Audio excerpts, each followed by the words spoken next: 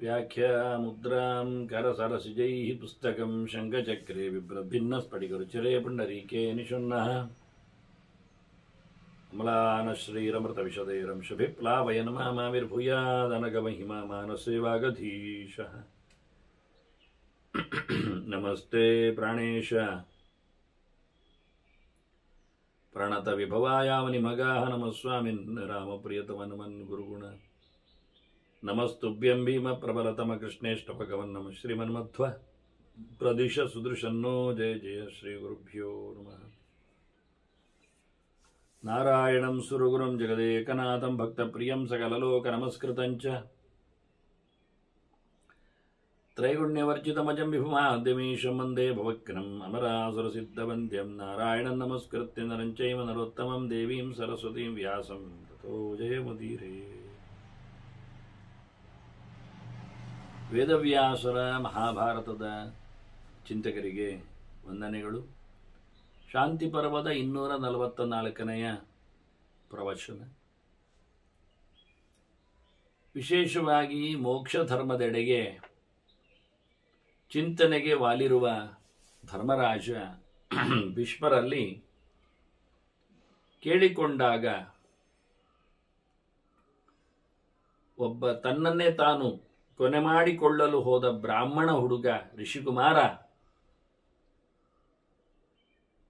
ಶ್ರೀಮಂತಿಕೆಯ ಆಸೆಯಲ್ಲಿ ಆತ ತನ್ನನ್ನು ರಥದೂಡಿದ ವೈಶ್ಯ ಅಂತ ಹೇಳಿಕೊಂಡು ಹೊರಡಲು ಉಪಕ್ರಮಿಸಿದರೆ ನರಿಯಾಗಿ ಬಂದ ಇಂದ್ರ ಕೆಲವು ಮಾತುಗಳನ್ನು ಹೇಳಿದ. ಕೈಯಿದ್ದವರ ಸೌಭಾಗ್ಯ ಅಂತ ಹೇಳುತ್ತಾ ತಮಗದೆಲ್ಲಿ ಇಲ್ಲಲ್ಲವೇ ಅಂತ ಹೇಳಿಕೊಂಡು ಗೋಳು ಹೊಯ್ದುಕೊಂಡಿತು ನರಿ. ಮತ್ತು ಬಹಳ ಚಂದವಾದ ಕೆಲವು ಮಾತುಗಳನ್ನು ಹೇಳುತ್ತಾ ಋಷಿಕುಮಾರನನ್ನು ಸ್ಥೈರ್ಯವಂತನನ್ನಾಗಿಸಲಿಕ್ಕೆ ಪ್ರಯತ್ನಿಸಿದೆ. ಹಪರೇ ಬಾಹುಬಲಿನಃ ಕೃತವಿದ್ಯಾಃ ಮನಸ್ವಿನಃ. ಕೆಲವರಿಗೆ ಕೈ ಉಂಟು, ತೋಳಿನಲ್ಲಿ ತಾಗತ್ತು ಉಂಟು, ತಿಳುಕೊಂಡಿದ್ದಾರೆ, ಕಲಿಕೆ ಇದೆ, ಜೊತೆಯಲ್ಲಿ ಒಳ್ಳೆ ಯೋಚನೆಗಳು, ತಾಕತ್ತುಗಳ ಜೊತೆಯಲ್ಲಿ ಲಹರಿಗಳು ಬೇಕಾದಷ್ಟು ಓಡುತ್ತವೆ. ಆದರೆ ಮಾಡುವುದೇನು ಹೇಸಿಗೆ ಅಂತದೆ. ಜುಗುಪ್ಸಿತಾಂಚ ಕೃಪಣಾಹ ಪಾಪವೃತ್ತಿ ಉಪಾಸತೆ. ಕೆಟ್ಟ ಕೆಲಸ ಮಾಡ್ತಾರೆ. ಸ್ವಲ್ಪ ನರಿ ಚಂದವಾಗಿ ಮಾತಾಡಿದೆ. ಕೈ ಉಂಟು ಅಂದ ತಕ್ಷಣ ಒಳ್ಳೆದಾಗತ್ತೆ ಅಂತಲ್ಲ, ಕೈ ಉಂಟು ಹೇಳಿಕೊಂಡು ಕೆಲವರು ಹಾಳು ಮಾಡಿದ್ದು ಉಂಟು ಎನ್ನುವುದನ್ನು ಉಲ್ಲೇಖ ಮಾಡುತ್ತದೆ. ಇದರಿಂದ ನಾವು ಯೋಚನೆ ಮಾಡಬೇಕಾದ್ದು ಪ್ರಾಣಿ ಪಕ್ಷಿ ಪ್ರಪಂಚಕ್ಕೆ ಎಲ್ಲ, ಕೀಟಮರ ಮೊಟ್ಟುಗಳಿಗೆಲ್ಲ ಒಂದು ಲಾಭ ಏನು ಕೇಳಿದರೆ ಅವುಗಳಿಂದ ಹಾಳಾಗುವುದಿಲ್ಲ ಉದ್ದೇಶಪೂರ್ವಕವಾಗಿ. ಯಾಕೆ? ಅವುಗಳಲ್ಲಿ ಕೈ ಇಲ್ಲ.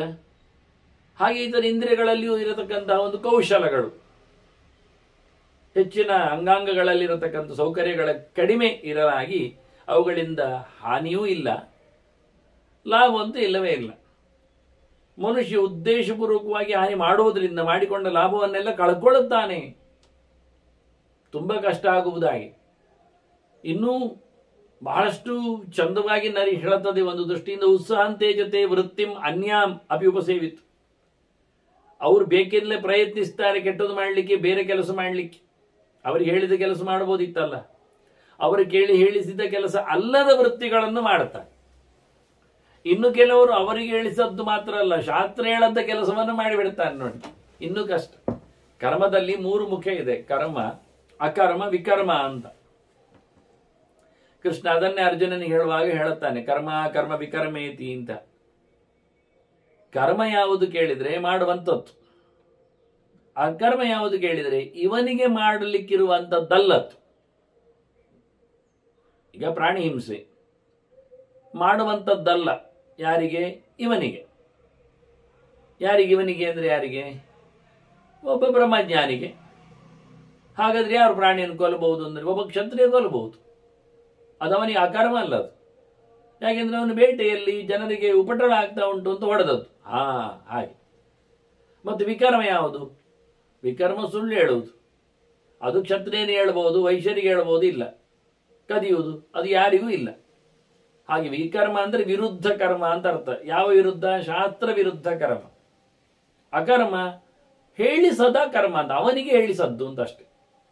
ಅದೇ ಒಬ್ಬನಿಗೆ ಮದುವೆ ಆಗುವುದು ಅದು ಕರ್ಮ, ಗೃಹಸ್ಥನಿಗೆ, ಬ್ರಹ್ಮಚಾರಿಗೆ. ಅದುವೇ ಸನ್ಯಾಸಿಗೆ ಅದು ಅಕರ್ಮ. ಅವನಿಗೆ ಮದುವೆ ಆಗುವುದೆಂದದು, ಅವನು ಬ್ರಹ್ಮಚಾರಿ ಅಲ್ವಾ, ಅವನು ಸನ್ಯಾಸಿ ಅಲ್ವಾ, ಯತಿದೀಕ್ಷೆ ಪಡೆದವನಲ್ವಾ, ಅವನಿಗೆ ಹೆಣ್ಣು ವಿವಾಹ ಅಕರ್ಮ.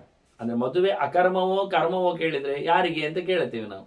ಮದುವೆ ಎನ್ನುವುದು ಬ್ರಹ್ಮಚಾರಿಗೆ, ಮದುವೆ ಆಗಲಿಕ್ಕಿರುವವನಿಗೆ, ಯೋಗ್ಯನಿಗೆ ಅದು ಕರ್ಮ. ಅದನ್ನು ಬಿಟ್ಟವನಿಗೆ, ಸನ್ಯಾಸಿಗೆ, ಎಲ್ಲ ತೊರೆದವನಿಗೆ ಅದು ಅಕರ್ಮ. ಹಾಗೆ ಎಲ್ಲ ವಿಷಯಗಳಲ್ಲೂ ಕರ್ಮಗಳು ಆಶ್ರಮ ಭೇದದಿಂದ, ಜಾತಿ ಭೇದದಿಂದ, ಪರಿಸ್ಥಿತಿಯ ಭೇದದಿಂದ. ಅವತ್ತು ನಾವು ಕತೆ ಕೇಳಿದ್ದೇವೆ, ವಿಶ್ವಾಮಿತ್ರ ನಾಯಿಯ ಕಾಲನ್ನು ಹಿಡಿಲಿಕ್ಕೆ ಹೋದದ್ದು. ಅದು ಕರ್ಮವೋ ಅಕರ್ಮವೋ? ತಿನ್ನಬಾರ್ದಲ್ಲ, ಮಾಂಸ ಭಕ್ಷಣ ಸರಿ, ಅಕರ್ಮ. ಆದ್ರೆ ಯಜ್ಞದಲ್ಲಿ ಆದಾಗ ಅದು ಕರ್ಮ ಆಗ್ತದೆ, ಮತ್ತೆ ಆಪತ್ತಿನಲ್ಲಿ ಆದಾಗ ಆಗ್ತದೆ ಕರ್ಮ. ಹಾಗೆ ಹೇಳಿಕೊಂಡಲ್ಲ ವಿಶ್ವಾಮಿತ್ರ. ಹಾಗಾಗಿ ಕರ್ಮ ವಿಕರ್ಮಗಳ ಪಟ್ಟಿಯನ್ನು ಹೀಗೆ ಅಂತ ಹೇಳಲಿಕ್ಕೆ ಆಗುವುದಿಲ್ಲ. ವಿಕರ್ಮದ ಪಟ್ಟಿ ಆದ್ರೆ ಮಾಡಲಿಕ್ಕೆ ಬರ್ತದೆ, ಶಾಸ್ತ್ರ ವಿರುದ್ಧ ಕರ್ಮ ಅಂತ ಹೇಳಿಕೊಂಡು. ಹೀಗಾಗಿ ಬಹಳ ಚೆನ್ನವಾಗಿ ನರಿ ಹೇಳ್ತದೆ, ಕೆಲವರು ಕೈ ಇದ್ದುಕೊಂಡವರು ತಮಗಲ್ಲದ ಕೆಲಸವನ್ನು ಮಾಡಿದ್ದುಂಟು. ತಮಗಲ್ಲದ ಮಾತ್ರ ಅಲ್ಲ, ವೇದ ವಿರುದ್ಧ ಕರ್ಮವನ್ನು ಮಾಡಿದ್ದಾರೆ, ಅನ್ಯಾಯ ಮಾಡುತ್ತಾರೆ. ಸ್ವಕರ್ಮಣಾತು ನಿಯತಂ ಭವಿತವ್ಯಂ ತತಃ. ಇದೆಲ್ಲ ಅವರು ಮಾಡಿಕೊಂಡಿರತಕ್ಕ ಕೆಲವು ಪ್ರಾರಬ್ಧಗಳು, ಎಲ್ಲ ವಿಧಿ ನಿಯತ, ಯಾವುದನ್ನು ತಪ್ಪಿಸ್ಲಿಕ್ಕೆ ಆಗುವುದಿಲ್ಲ. ಬ್ರಹ್ಮ ಬರಹ, ಅದೃಷ್ಟ ದಾಟ, ಅವನ ಹಣೆ ಬರಹ, ಅದನ್ನು ತಪ್ಪಿಸುವುದು ಹೇಗೆ? ಹಾಗಾಗಿ ಕೈ ಇದ್ದವರೆಲ್ಲ ಪಾಸಾಗಿದ್ದಾರೆ ಹೇಳಲಿಕ್ಕೆ ಆಗುವುದೇ ಇಲ್ಲ. ಏನು ಉತ್ತೀರ್ಣರಾಗ್ತಾರೆ ಹೇಳಲಿಕ್ಕೆ ಆಗುವುದಿಲ್ಲ. ಬದುಕಿನಲ್ಲಿ ಅನ್ಯಾಯ ಮಾಡಿಕೊಳ್ಳುತ್ತಾರೆ. ಎಂತಾದರೂ ಏನಾದರೂ ತಮ್ಮನ್ನು ತಾವು ಕೊನೆ ಮಾಡಿಕೊಳ್ಳುವುದರಲ್ಲಿ ಯಾರು ಗಟ್ಟಿಗರಲ್ಲ. ಅದರ ವಿಷಯದಲ್ಲಿ ಗ್ಯಾರಂಟಿ ಹೇಳ್ತದೆ. ಎಂಥ ಕೆಟ್ಟ ಕೆಲಸ ಮಾಡಿಕೊಂಡವರು, ಏನೇನೋ ವೃತ್ತಿಯನ್ನು ನಡೆಸಿಕೊಂಡವರು, ಅವರು ಸಹ ತಮ್ಮನ್ನು ತಾವು ಕೊನೆ ಮಾಡಿಕೊಳ್ಳಿಲ್ಲ. ನ ಪುಲ್ಕ ಸಹ ನ ಚಂಡಾಲ ಆತ್ಮಾನಂ ತೆಕ್ತಿಮಿಚ್ಛತಿ. ಎಂಥ ಕಡೆಜಾತಿಯವನಾಗಲಿ, ಸಮಾಜ ದೂರನೇ ಆಗಲಿ, ಯಾವನೊಬ್ಬನು ಸಹ ತನ್ನನ್ನು ತಾನು ಕೊನೆ ಮಾಡಿಕೊಳ್ಳುವುದಿಲ್ಲ. ಎಷ್ಟು ಸಂತೋಷವನಿಗಿಲ್ಲ ಅಂತಾಗಿ ಹೋದ್ರು. ಅಸಂತುಷ್ಟ ಸ್ವಯಾ ಯೋನ್ಯ. ತನ್ನ ಜಾತಿಯಲ್ಲಿ, ತನ್ನ ಹುಟ್ಟಿನಲ್ಲಿ, ತನ್ನ ಇರುವಿನಲ್ಲಿ, ತನ್ನ ಅಸ್ತಿತ್ವದಲ್ಲಿ ತಾನು ಬೇಜಾರ ಪಟ್ಟುಕೊಂಡಿರಲಿ, ಅವನಿಗೆ ಅದರಲ್ಲಿ ಸಂಭ್ರಮೇ ಇಲ್ಲದಿರಲಿ, ಅದನ್ನು ಖುಷಿಯೇ ಪಡುವುದಿಲ್ಲ ಅಂತ ಆದರೂ ಆಗುವುದಿಲ್ಲ. ನೋಡು ಲೋಕದ ಕತೆ. ಮಾಯಾಂ ಪಶ್ಯಸ್ವ ಯಾದೃಶಿ. ಎಷ್ಟು ಜನರಿಗೆ ಮೋಹ ಉಂಟು ನೋಡೋದ್ರಲ್ಲಿ. ಯಾರು ಕಳ್ಕೊಳ್ತಾರೆ ತಮ್ಮನ್ನು? ಎಂಥವನಾದ್ರೂ ನೋಡಿ, ಕೈಕಾಲು ಮುರಿದವರಿದ್ದಾರೆ, ಆದರೂ ಸಾಯಲಿಕ್ಕೆ ಇಷ್ಟಪಡುವುದಿಲ್ಲ. ಇದ್ದ ಕೈಕಾಲುಗಳು ಇಲ್ಲದ ಕೈಕಾಲುಗಳಲ್ಲೇ ಓಡಾಡ್ತಾರೆ, ಕುಣಿತಾರೆ. ಒಂದೇ ಕಾಲಿ ಇರುವುದು, ಅದರಲ್ಲಿಯೂ ತಾವು ಡ್ಯಾನ್ಸ್ ಮಾಡಿ ಪ್ರದರ್ಶನ ತೋರಿಸ್ತಾರೆ. ಎಷ್ಟು ಚೆನ್ನಾಗಿ ಬರ್ತದೆ ನಮಗೆ. ಸರ್ಕಸ್ ಮಾಡಿ ತೋರಿಸ್ತಾರೆ, ಕಾಲ ಕೆಳಗೆ ಮಾಡಿ, ಕಾಲ ಮೇಲೆ ಮಾಡಿ. ಎಲ್ಲ ಬೇಕಾ ಇದೆಲ್ಲ? ಇದು ಜನರು. ಯಾಕೆ? ತಾನು ಹೊರಗಿಲ್ಲ, ತಾನು ಹೋಗುವುದಿಲ್ಲ. ಹಾಗೆ ಕೈ ಇಲ್ಲದೆ ಶಾಪಿಂಗ್ ಮಾಡುತ್ತಾರೆ. ಬಜಾರಿಗೆ ಹೋಗಿ ಕಾಲಲ್ಲಿ ಎತ್ತಿ ತೆಗಿದ್ದಾರೆ ಪದಾರ್ಥಗಳನ್ನು. ಕೈಗಿಂತ ಎತ್ತರ ಕಾಲು ಹೋಗುತ್ತೆ ಅವರದ್ದು ಕೆಳಗಿನಿಂದ. ಆಗಾಯ ಮಾಡಿಕೊಂಡಿದ್ದಾರೆ. ಬ್ಯಾಗಿನಲ್ಲಿ ಜಿಪ್ಪು ತೆಗಿತಾರೆ, ಕಾಲಿನಲ್ಲಿ ಬೇಕಾದನ್ನು ಎತ್ತಿಕೊಡುತ್ತಾರೆ, ಕಾಲಿನಲ್ಲಿ ಹರಿದು. ಎಂತಹ ವ್ಯಕ್ತಿಯು ಎಷ್ಟು ತನ್ನನ್ನು ತಾನು ಘಾಸಿ ಮಾಡಿಕೊಂಡಿದ್ದರೂ ತನ್ನನ್ನು ಬಿಡ್ಲಿಕ್ಕೆ ತಾನು ತಯಾರಿಲ್ಲ. ಅಷ್ಟು ಮೋಹ ಇದೆ. ನೋಡು ಅವನ ಮೇಲಿನ ಮಮತೆಯ ಕತೆ. ಇದು ಮಾಯೆಯ ಬಗೆ. ನೀನೆಂಥದ್ದು ಮಾರಾಯ ಅಂತದೆ. ಹೇಗೆ ಸಾಯಲಿಕ್ಕೆ ಹೋಗ್ತೀಯ ಅಂತೇಳಿ. ದೃಷ್ಟ್ವಾ ಗುಣಾನ್ ಭಕ್ಷತಾನ್ ಮನುಷ್ಯಾಣಾಂ ಅಯಾಚಿನಾಂ. ಮನುಷ್ಯರು ಅಂದ್ರೇನು? ಯಾರಿಗೂ ದುಂಬಾಲು ಬೀಳದವರು, ಯಾರ ಹಂಗೂ ಇಲ್ಲದೆ ಬದುಕುವವರು, ಏನನ್ನು ಯಾರಲ್ಲಿಯೂ ಬೇಡದೆ ಇರುವವರು ಅನ್ನುವಷ್ಟರ ಮಟ್ಟಿಗೆ ಅವರಲ್ಲಿ ಮನಸ್ಥಿತಿ ಇದೆ. ಅಂಥವರಲ್ಲಿ ಅಂಗಾಂಗಗಳ ವೈಶಿಷ್ಟ್ಯ ಇದೆ. ಇಂಥವರು ಯಾವ ರೀತಿ ಇದ್ದಾರೆ ನೋಡು. ಅವರಿಗೆಲ್ಲ ಕೈಯಲ್ಲಿ ಹೊಡಿಕೊಳ್ಳಿಕ್ಕೆಲ್ಲ ಅವರಿಗೆ ಸಾಮರ್ಥ್ಯ ಇದೆ. ಪ್ರಾಣಿ ಪಕ್ಷಿಗಳೆಲ್ಲ ಅವರ ಮೇಲೆ ಆಕ್ರಮಣ ಮಾಡಿದರೆ ಅವರು ಅದನ್ನು ಹೊಡ್ಕೊಳ್ತಾರೆ, ಬಡ್ಕೊಳ್ತಾರೆ, ದೂರ ಮಾಡಿಕೊಳ್ಳುತ್ತಾರೆ.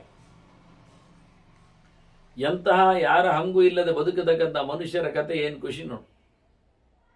ಆದ್ರಿಂದ ಅಂಥವರು ಸಹ ಅಸಂತುಷ್ಟ ಸ್ವಯಾ ಯೋನ್ಯ ಲಬ್ಧ ಲಾಭೋಸಿ ಕಾಶ್ಯಪ. ನಿನ್ನನ್ನು ನೋಡಿಕೊಂಡ್ರೆ ಏನು ಹೇಳುವ, ನಿನ್ನ ಬದುಕಿನಲ್ಲಿ ನಿನಗೆ ಬೇಕಾದಷ್ಟು ಲಾಭ ಆಗಿದೆ, ಹುಟ್ಟಿದ್ದರೆ ಒಂದು ದೊಡ್ಡ ಸಂಗತಿ ನಿನ್ನದು. ಏನು ಹೇಳುವ, ಯದಿ ಬ್ರಾಹ್ಮಣ ದೇಹಸ್ಥೆ, ಅದ್ಭುತವಾದಂಥ ಸಂಸ್ಕಾರವುಳ್ಳಂತಹ ದೇಹ ಪಡೆದಿದ್ದೆ, ಏನು ಕಮ್ಮಿಲ್ಲ, ನಿರಾತಂಕ ನಿರಾಮಯ, ಆರೋಗ್ಯ ಚೆನ್ನಾಗಿದೆ, ತೊಂದರೆ ಯಾವುದೂ ಇಲ್ಲ, ಅಡ್ಡಿ ಆತಂಕಗಳಿಲ್ಲ, ಯಾವುದೇ ರೀತಿಯಾದ ಯಾರದ್ದೇ ಆಗಿರತಕ್ಕಂಥ ಭಾರ ವೈಭವ ಏನಿಲ್ಲ, ಎಷ್ಟು ಆರಾಮಿದೆ. ಅಂಗಾನಿಚ ಸಮಗ್ರಾಣಿ, ಎಲ್ಲ ಅವಯವಗಳು ಸಹ ಪೂರ್ಣ ಮಟ್ಟಿನಲ್ಲಿವೆ. ಹೀಗಿದ್ರು ಅಲ್ಲ, ಇಷ್ಟೆಲ್ಲ ಉಂಟು ಸರಿ, ಯಾರಾದರೂ ಬೈದಿದ್ದಾರೋ, ಏನಾದರೂ ದುಡಿದ್ದಾರೋ, ಯಾವುದೆಂದಾದರೂ ಭ್ರಷ್ಟನೋ, ಏನಲ್ಲಪ್ಪ, ನಜ ಲೋಕೇಶು ಧಿಕೃತ, ಜನ ನಿನ್ನ ಮೇಲೆ ಏನಾದರೂ ಹಾಕಿದ್ದಾರ, ಅಪವಾದ ಉಂಟ, ಬಹಿಷ್ಕಾರ ಹಾಕಿದ್ದಾರ, ಧಿಕ್ಕಾರಕ್ಕೆ ಹೋಗ್ತಾರ, ಎಲ್ಲಿಯಾದರೂ ಅವಮಾನ ಆದವನಿಗೆ ಪಾಪ ಸಂಭಾವಿತಸ್ಯ ಜಾಕೀರ್ತಿ ಮರಣಾದ ತಿರುಚ್ಯತೆ ಕೃಷ್ಣ ಹೇಳಿದಾಗೆ ಅಕೀರ್ತಿಯ ಮಾತುಗಳು ಅವನಿಗೆ ಸಾಯಬೇಕಿದ್ದ ಕಡೆಯಾಗಿ ಸಾಯಲಿಕ್ಕೆ ಹೋಗ್ತಾನೆ. ಯಾಕೆ ಹೋಗ್ತಾನವ? ನಿಜವಾಗಿಯೂ ಅನ್ಯಾಯ. ಒಬ್ಬ ಕಳ್ಳ ಇಟ್ಕೊಳ್ಳಿ, ಕಳ್ಳನೇ ಕದ್ದಿದ್ದಾನೆ, ಜನರಿಗೆ ಗೊತ್ತಾಗಿದೆ, ಈಗ ಜನರು ಹೇಳ್ತಾ ಇದ್ದಾರೆ ಕಳ್ಳ ಅಂತ, ಈಗ ಅವನು ಸಾಯ್ಲಿಕ್ಕೆ ಹೋಗ್ತಾನೆ. ಯಾಕೆ? ಅವನಿಗೆ ಗೊತ್ತು ನಾನು ಕಳ್ಳ ಹೌದು ಅಂತ. ಸತ್ಯವನ್ನೇ ಹೇಳ್ತಾರೆ ಅವರು. ಇನ್ನೇನು ಕಲ್ಲು ಹೊಡಿಬೋದು, ಅವರಿಗೆ ಜೋರು ಮಾಡ್ಬೋದು, ಪೀನಿ ಇನ್ನೊಮ್ಮೆ ತಮಾಷೆ ಮಾಡಿದ್ರೆ ಅಲ್ಲೂ ಉದಿರ್ಸ್ತೀನಿ ಹೇಳ್ಬೋದು. ಇಷ್ಟೇ ತಾನೆ, ಮತ್ತೇನು ಮಾಡ್ತಾನವ? ನನ್ನ ನೀವು ಕಳ್ಳ ಹೇಳ್ತೀರಿ ನಾನು ಸಾಯ್ತೇನೆ ಹೋಗ್ತಾನೆ? ಹೋಗುದಿಲ್ಲ. ಯಾಕೆ ಹೋಗ್ಬೇಕು ಅವನು? ಹೌದಲ್ಲ, ಅಷ್ಟು ಅವನಿಗೆ ಘಾಸೆ ಆಗುದಿಲ್ಲ. ಕದಿಯುವಾಗಲೇ ಅವನಿಗೆ ಹೇಸಿಗೆ ಆಗಲಿಲ್ಲ, ಇನ್ಯಾರಾದ್ರೂ ಕಳ್ಳ ಹೇಳಿದಾಗ ಹೇಸಿ ಆಗ್ತದ? ಈಗ ಒರೆಸಿಕೊಂಡು ಹೋಗ್ತಾನೆ ಕಿವಿಗೆ ಅಷ್ಟೇ, ಹತ್ತಿಟ್ಕೊಳ್ತಾನೆ.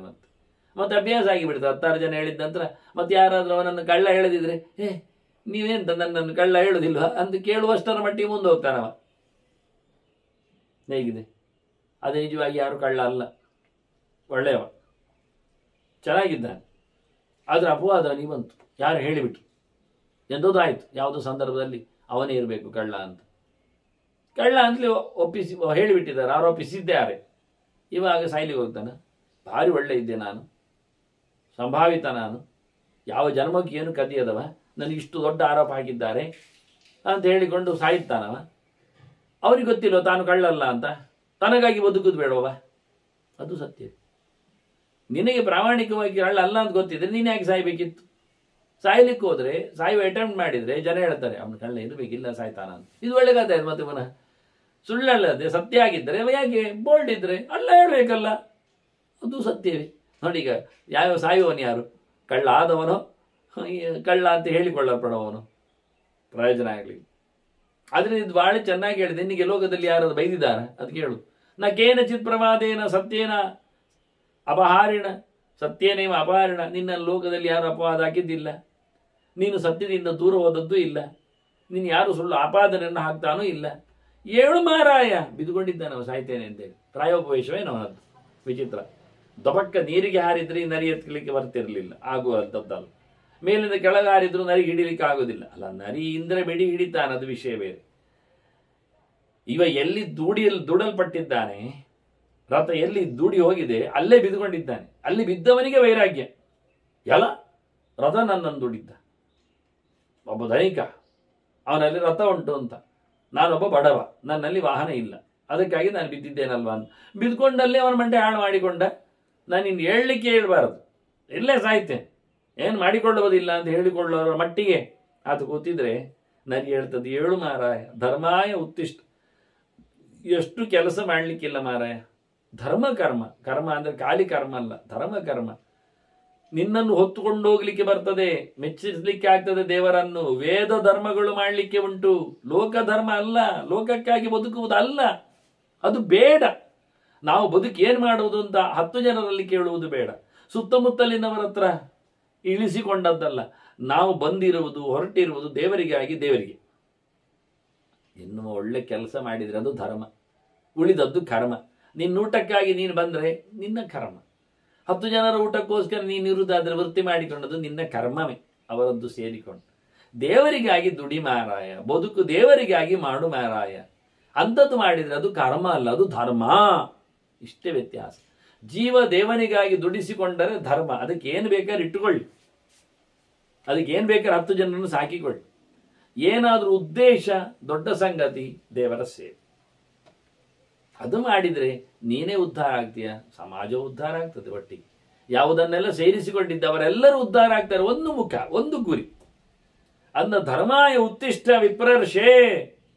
ತಿಳಿದವ, ಒಳ್ಳೆ ಸಂಸ್ಕಾರವಂತ ನೀನು, ಋಷಿ ಬೇರೆ ವಿಪ್ರ ಬೇರೆ.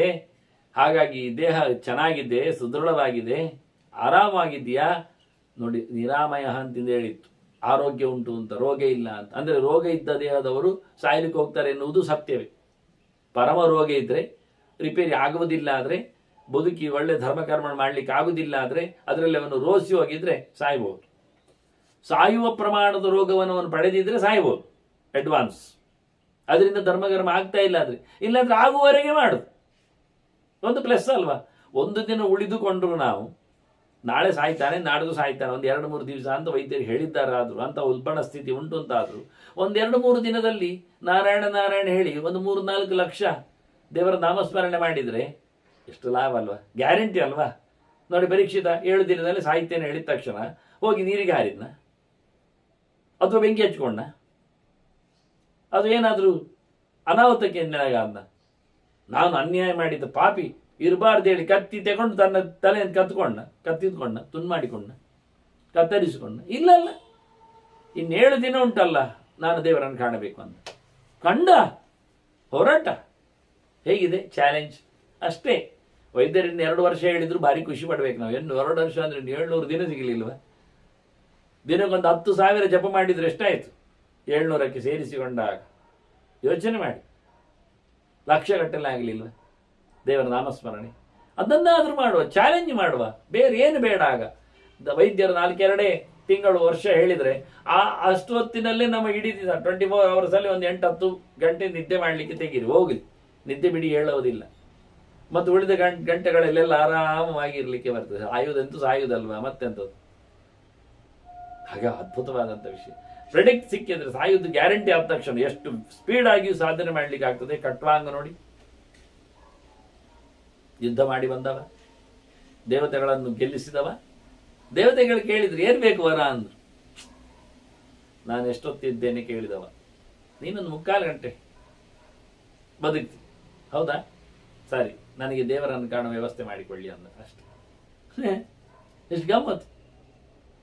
ಇನ್ನು ಕೆಲವೇ ಮುಹೂರ್ತಗಳು ನಿನ್ನ ಆಯುಷ್ಯ ಅಂದಾಗ ಅಷ್ಟು ಹೊತ್ತಿನಲ್ಲಿ ದೇವರ ಬಗ್ಗೆ ಅವನ ಆಲೋಚನೆ ಮಾಡಿ ಹೊರಟ. ಅದು ಬೇಕಾದ್ದು ಮನುಷ್ಯ. ಇಂಥದ್ದು ಎಷ್ಟು ಇನ್ಸಿಡೆನ್ಸ್ಗಳಿವೆ. ಅಜಾಮಿಳನದ್ದಾಗಲಿ, ಸತ್ಯವಾನ್ ಸಾವಿತ್ರಿ ಅವರ ಕತೆ ಕೇಳಿ, ಯಾರ ಕತೆ ಕೇಳಿಕೊಂಡ್ರು ಎಲ್ಲಿಯೂ ಸಹ ನಮಗೆ ಎಚ್ಚರ ಆಗೋದಿಲ್ಲ. ಅಂದ್ರೆ ಕತೆ ಕೇಳಿ ಏನು ಮಾಡ್ಲಿಕ್ಕಾಗ್ತದೆ? ಬಹಳ ಚೆನ್ನಾಗಿ ಹೇಳ್ತದೆ, ಧರ್ಮ ಉತ್ತಿಷ್ಟ ಅಂತ ಹೇಳ್ತದೆ.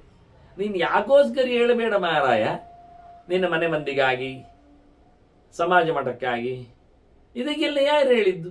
ನಿನಗಾಗಿ ನೀನು ಹೇಳು, ನಿನ್ನ ಉದ್ಧಾರಕ್ಕಾಗಿ ನೀನು ಹೇಳು, ದೇವರಿಗಾಗಿ ನೀನು ಹೇಳು. ಧರ್ಮಾಯ ಉತ್ತಿಷ್ಟ ವಿಪ್ರರ್ಷೆ ಅಂತದೆ. ಬಹಳ ಜನ ಆತ್ಮಾನಂ ತೆಕ್ತು ಮರಸಿ, ಸಾಯ್ಲಿಕ್ಕೆ ಹೋಗ್ಬೇಡ ಮಾರಾಯ. ವೇದದಲ್ಲಿ ಹೇಳಿದ ಕೆಲಸಗಳು ಎಷ್ಟೆಲ್ಲ ಮಾಡ್ಲಿಕ್ಕಿಲ್ಲ ನೋಡು, ಸಾಯುದ್ರಲ್ಲೇ ಆಗ್ತದ. ಸ್ವಾಧ್ಯಾಯಂ ಅಗ್ನಿ ಸಂಸ್ಕಾರಂ ಅಪ್ರಮತ್ತಃ ಅನುಪಾಲಯ. ಒಂಚೂರು ಎಗ್ಗಿಲ್ಲದೆ, ತಪ್ಪಿಲ್ಲದೆ, ಬೇಸರಿಸದೆ, ಸೋಮಾರಿತನ ತೋರಿಸದೆ, ಎಚ್ಚರಿಕೆಡಿಯಾಗದೆ, ಬಹಳ ಬೇಜವಾಬ್ದಾರಿಯನ್ನು ಇಲ್ಲದೆ ಬಹಳ ಚೆನ್ನಾಗಿ ಹೇಳಿದ ಹಾಗೆ ಶಾಸ್ತ್ರದಲ್ಲಿ ದೇವರು ತಿಳಿಸಿಕೊಟ್ಟ ಹಾಗೆ ಅದನ್ನು ಕಲಿತು ಮಾಡು ಮಾರಾಯ. ಕಲಿಕೆ, ಅಗ್ನ್ಯಾರಾಧನೆ ಹೇಳ್ತದೆ. ದೇವರ ಪೂಜೆ, ಯಜ್ಞ ಮುಂತಾದ್ದನ್ನೆಲ್ಲ ಕಾಲ ಕಾಲಕ್ಕೆ ತಪ್ಪದೆ ಮಾಡು, ತಪ್ಪಿಲ್ಲದೆ ಮಾಡು, ಸರಿಯಾಗಿ ಮಾಡು, ವಿಧಿವತ್ತಾಗಿ ಮಾಡು, ಎಚ್ಚರದಿಂದ ಮಾಡು, ಪ್ರೀತಿಸಿ ನಡೆಸು. ಎಷ್ಟೆಲ್ಲ ಹೇಳ್ತಾ ಅಪ್ರಮತ್ತ ಅನುಪಾಲಯ, ನಿರಂತರ ಒಂದ್ಸಿನ ಮಾಡುವುದಲ್ಲ. ಅದನ್ನು ಚೆನ್ನಾಗಿ ಯಾವತ್ತು ಇಟ್ಕೋ ನಿನ್ನಲ್ಲಿ, ಬಹಳ ಸುಂದರ ಆಗ್ತದೆ. ಸತ್ಯಂ ದವಂಚ ದಾನಂಚ, ಸತ್ಯವನ್ನು ಪಾಲನೆ ಮಾಡು, ದಾನವನ್ನು ನಡೆಸಿಕೊಡು, ನಿಗ್ರಹವನ್ನು ಮಾಡಿಕೊ, ಕಂಟ್ರೋಲ್ ಯುವರ್ ಸೆಲ್ಫ್. ಎಲ್ಲ ಇಂದ್ರಿಯಗಳಿವೆ ಅಂತೇಳಿ ಬೇಕಾಬಿಟ್ಟಿಯಾಗಿ ಅವುಗಳನ್ನು ಕುಣಿಸ್ಲಿಕ್ಕೆ, ಅವುಗಳನ್ನು ವೈಭವೀಕರಿಸಲಿಕ್ಕೆ, ಮೆರೆಸಲಿಕ್ಕೆ ನೀನು ಬಂದದ್ದಲ್ಲ. ಆದರೆ ಉಪವಾಸ ಬಂದಾಗ ಶುದ್ಧವಾಗಿ ಉಪವಾಸ ಮಾಡು. ತಿನ್ನಲಿಕ್ಕೆ ಸಿಕ್ಕಿದಾಗ ಚಂದವಾದದ್ದನ್ನೇ ತಿಂದುಕೋ, ಪ್ರಾಮಾಣಿಕವಾಗಿರು, ಒಳ್ಳೆ ನೆಲೆಯಲ್ಲಿ ನಿಂತುಕೋ. ಸ್ಪರ್ಧಿಷ್ಟಾಹ ಮಾಚಕೇನ ಚಿತ್, ಯಾವುದರ ಜೊತೆಯಲ್ಲಿ ನೀನು ಸ್ಪರ್ಧೆಗೆ ಹೋಗಬೇಡ. ಮುಖ್ಯ ಮಾತು ಇದು, ತುಂಬ ಖುಷಿಯಾದ ಮಾತು. ಬದುಕಿನಲ್ಲಿ ಮನುಷ್ಯ ಉದ್ಧಾರ ಆಗುವುದಾದ್ರೆ ಒಂದು, ಎರಡನೇದು ಅವನು ಅವನಾಗಿ ಉಳಿಯುವುದಾದ್ರೆ ಅವನು ಯಾರ ಜೊತೆಯಲ್ಲಿ ಸ್ಪರ್ಧೆಗೆ ಹೋಗಬಾರದು. ಕಾಂಪಿಟೇಷನ್ ಇಲ್ಲ, ಯಾರಲ್ಲಿಯೂ ಯಾವುದರಲ್ಲಿಯೂ ಎಲ್ಲಿಯೂ ಯಾವಾಗಲೂ. ಆಗ ಏನಾಗ್ತದೆ ಅಂದರೆ ಅವನಾಗೆ ಬೆಳೀತಾನೆ. ತೋಟದಲ್ಲಿ ಪ್ರತಿಯೊಂದು ಹೂಗಳು ಇನ್ನೊಂದು ಹೂಗಳ ಜೊತೆಯಲ್ಲಿ ಸ್ಪರ್ಧಿಸುವುದಿಲ್ಲ. ಒಂದೊಮ್ಮೆ ನಂದಿ ಭಟ್ಟಳಿಗೆ ನಾನು ರತ್ನಗಂಧಿ ಆಗಬೇಕು ಅಂತ ಆಸೆಯಾಗಿ ಸ್ಪರ್ಧೆ ಮಾಡಲಿಕ್ಕೆ ಹೋದರೆ ಅದರ ಬಣ್ಣ ಎಲ್ಲಿ ಬಯಲಾಗ್ತದೆ ನೋಡಿ. ಬಿಳಿಯಾದ ನಂದಿ ಬಟ್ಟಲಲ್ಲಿ ಬಣ್ಣವೇ ಇಲ್ಲ ಬೇರೆ. ಎಲ್ಲ ಬಗೆಯ ನಂದಿ ಬಟ್ಟಲಗಳು ನಂದ್ಯಾವರ್ತ ಎಲ್ಲ ಹೇಳಿಕೊಂಡ ಮೋದಾನ್ ದಧಾನ ಅಂತ ಹೇಳಿ ಬಂದದ್ದು. ನಂದಿ ಬಟ್ಟಲಲ್ಲಿ ಬೇರೆ ಬಣ್ಣವೇ ಇಲ್ಲ. ಬೇರೆ ಬಣ್ಣ ಬಂದರೆ ನಂದಿ ಬಟ್ಟಲೆ ಎಲ್ಲ ಹೇಳಿಕೊಳ್ಳುವ ಹಾಗೆ. ಏನು ಗಮ್ಮತ್ತು. ಅದು ನಾನು ಕಲರ್ ಆಗಬೇಕು ಅಂತ ಸ್ಪರ್ಧೆಗೆ ಹೊರಟಿದ್ದೇನೆ, ನಾನು ರತ್ನಗಂಧಿ ಆಗ್ತೇನೆ ಹೇಳಿದರೆ ರತ್ನಗಂಧಿ ಆದರೆ ನಂದಿ ಬಟ್ಟಲೆಲ್ಲ ಆಗ್ತದೆ. ಹಾಗೆ ಗಮ್ಮತ್ತು ಅಂದರೆ ಹಾಗೆ ಅವುಗಳದ್ದೇ ಆಕಾರ, ಅವುಗಳದ್ದೇ ಪರಿಮಳ, ಅವುಗಳದ್ದೇ ಚೆಲುವು, ಅವುಗಳದ್ದೇ ಪೆಟಲ್ಸ್ಗಳು. ಏನು ಅದ್ಭುತ, ಏನು ವೈಚಿತ್ರ್ಯ, ಏನು ವೈಭವ. ಎಲ್ಲಿಯಾದ್ರೂ ತೋಟದಲ್ಲಿರತಕ್ಕ ಯಾವುದಾದ್ರೂ ಹೂಗಳು, ಯಾವುದಾದ್ರೂ ಹಕ್ಕಿಗಳು ಸ್ಪರ್ಧೆ ಮಾಡಿಕೊಳ್ತಾವ ಹಾಗೆ ಹೀಗೆ ಅಂತ. ಏನಿಲ್ಲ, ಅವುಗಳ ರೆಕ್ಕೆ, ಅವುಗಳ ಪುಕ್ಕ, ಅವುಗಳ ಕಣ್ಣು, ಅವುಗಳ ಜುಟ್ಟು, ಏನು ಅದ್ಭುತ, ಏನು ಅದ್ಭುತ. ಒಂದಕ್ಕೊಂದು ಒಂದು ಬಗೆಯಾಗೇ ಇಲ್ಲ. ನಾವೆಲ್ಲ ಮನುಷ್ಯರಾಗಿ ಒಂದೇ ಬಗೆ ಇರಬೇಕು ಅಂತ ಹಕ್ಕಿಗಳು ಮಾಡಿಕೊಂಡದ್ದೇ ಇಲ್ಲ.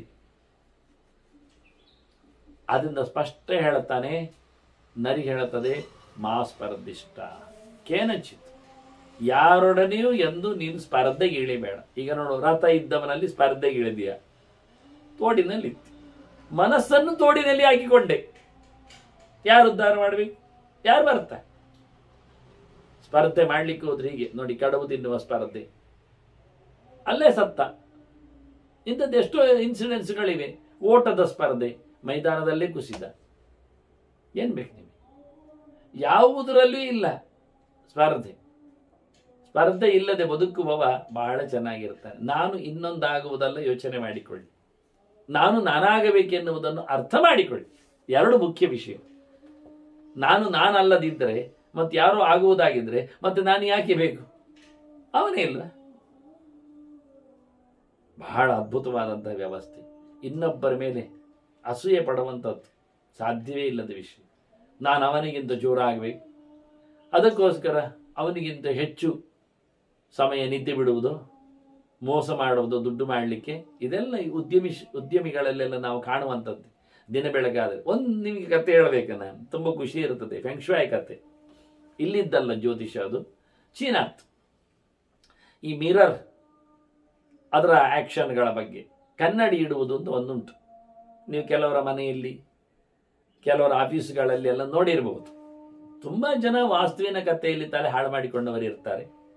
ಬಹಳ ಕಡೆಯಲ್ಲಿ ನಾನು ಅದನ್ನು ಕೇಳಿದ್ದೇನೆ. ತುಂಬ ಯಾರೊಬ್ಬ ಹೇಳಿದ್ದಂತೆ, ಮನೆಯಲ್ಲಿ ಯಾವತ್ತು ಏನಾದರೂ ಕೆಲಸ ಆಗ್ತಾ ಇದ್ರೆ ನಿಮಗೆ ಪ್ರೋಗ್ರೆಸ್ ಉಂಟು ಅಂತ.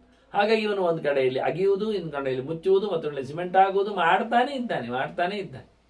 ಯಾವತ್ತು ನೋಡಿದ್ರು ಅವನದ್ದು ಈ ಮತ್ತೆ ಒಕ್ಕಲು ಮಾಡುದು ಯಾವಾಗ?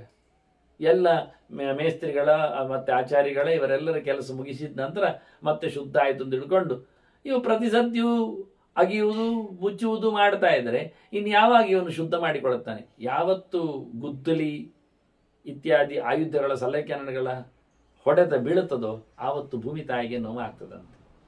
ಅದಕ್ಕೆ ಪ್ರಾಯಶ್ಚಿತ್ತಗಳೆಲ್ಲ ಉಂಟು, ಶಾಂತಿ ಮಾಡಲಿಕ್ಕೆ ಉಂಟು. ಇದೆಲ್ಲ ಮುಖ್ಯವೇ. ಪಂಚಸೂನ ಪ್ರಾಯಶ್ಚಿತ್ತ ಮಾಡೋದಲ್ಲ ವೈಶ್ವದೇವ ಎಲ್ಲ. ಕಡಿದ, ಬಡಿದ, ಕತ್ತರಿಸಿದ, ಉರಿದ ಎಲ್ಲ ಪಾಪಗಳಲ್ಲಿ ಎಷ್ಟೋ ಪ್ರಾಣಿಗಳು ಹತ್ಯೆ ಆಗ್ತವೆ.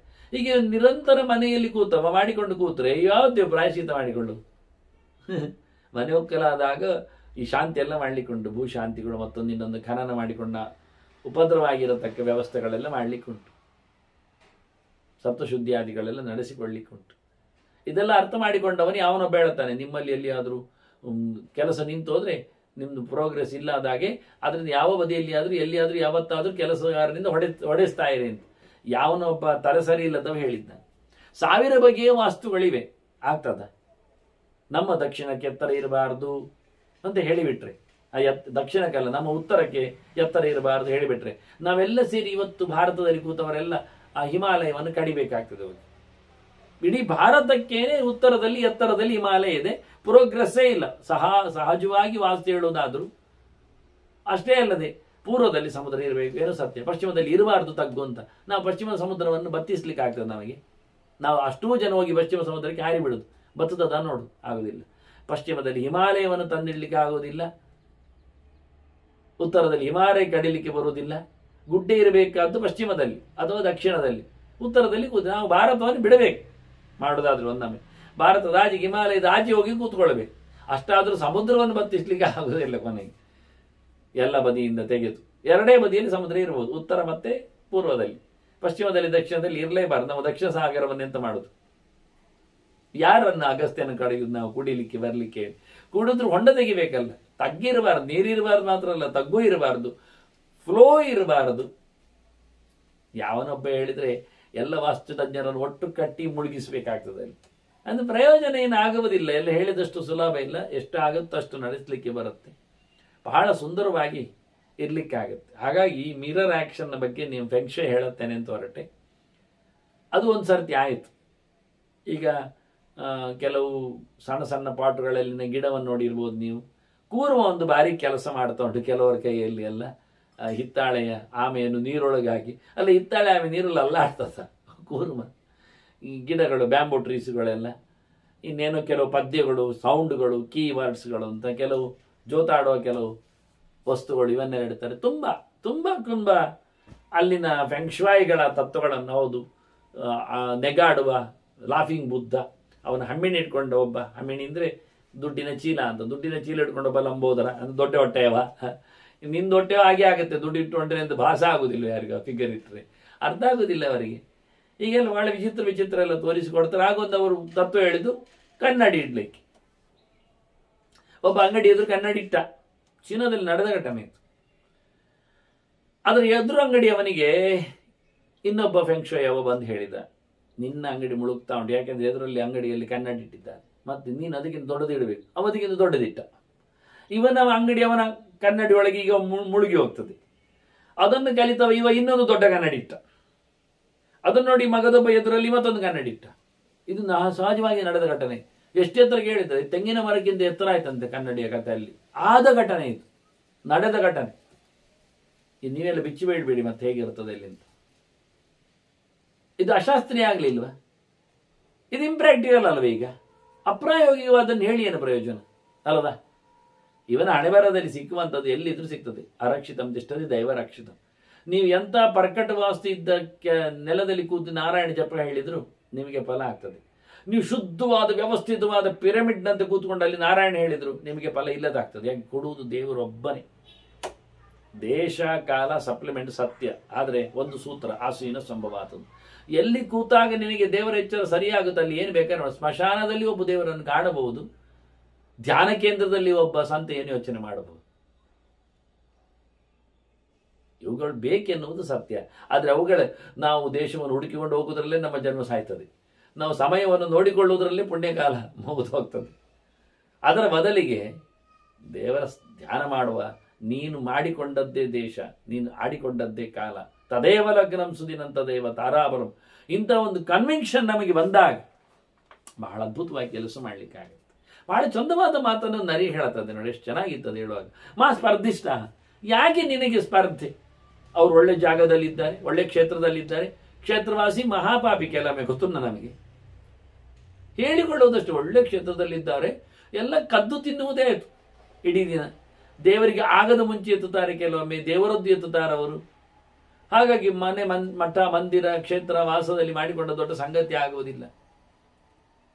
ವಜ್ರಲೇಪ ಭವಿಷ್ಯತಿ ಹೇಳಿಕೊಂಡಾಗ ಅಲ್ಲಿ ಮಾಡಿದ ಅನ್ಯಾಯಕ್ಕೆ ದೊಡ್ಡ ಬರೆ ಬೀಳುತ್ತದೆ.